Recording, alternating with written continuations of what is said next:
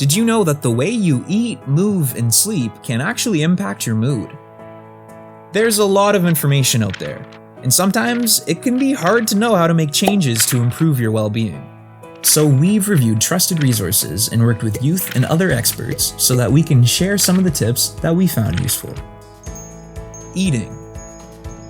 We know, we've all heard that we're supposed to be eating healthy, but what does that really mean? And how can you actually make this work for you? Start by visualizing your plate and think about the ways that you can get the nutrients you need. Something like this. If you're just starting to cook at home, give yourself a break because it can be a bit of a disaster. Thankfully, there are a lot of easy recipes online. Go down the YouTube rabbit hole and see what you can find. Don't worry, you don't have to give up all the foods you love. Even changing your habits a little bit can make a difference. And stay hydrated. Drink water when you're thirsty instead of sugary drinks. And try using a phone app to track how much water you're drinking to reach your goals.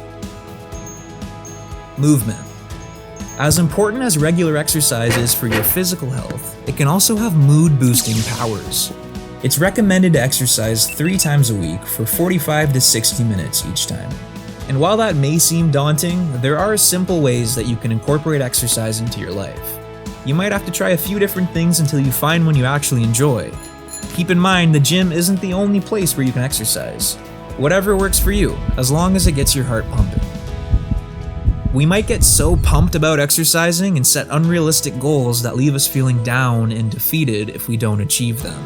Set reasonable expectations, and be proud of yourself for your accomplishments, no matter how big or small. Scheduling time to work out and putting it in your phone might be a good way to hold yourself accountable. Sometimes people can have complicated relationships with food and exercise, or even experience challenges with an eating disorder. These tips may not apply to you. If you want more support, talk to the people you trust or a doctor to find other ways that you can improve your well-being. Sleep. Have you ever had one of those nights where you just can't fall asleep no matter how many sheep you count? Or you find yourself glued to your pillow all morning? You're not alone. Sleep is something that many people struggle with.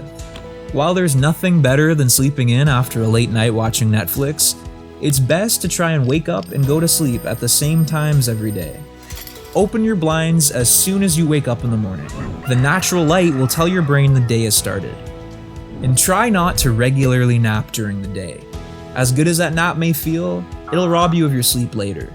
Same thing with caffeine. We know it's nice to have a coffee to keep you going or a pop with dinner, but try to avoid caffeine after 2 p.m. It lasts in the body for a long time and blocks a chemical that your brain needs to sleep well. As your body gets ready for bed, it's important to create a routine to wind down for the night. Phones emit blue light, which may make it harder to fall asleep. Most phones have a blue light filter that you can switch on. Why not try it? It may help your brain to get ready for sleep and can be a cue to put your phone down for the night. Fill your routine with relaxing activities. Read a book, take a warm shower, or try meditating and make sure your room is dark. Whatever your routine is, use the same one every night. And on the nights where nothing seems to work, take some time to breathe.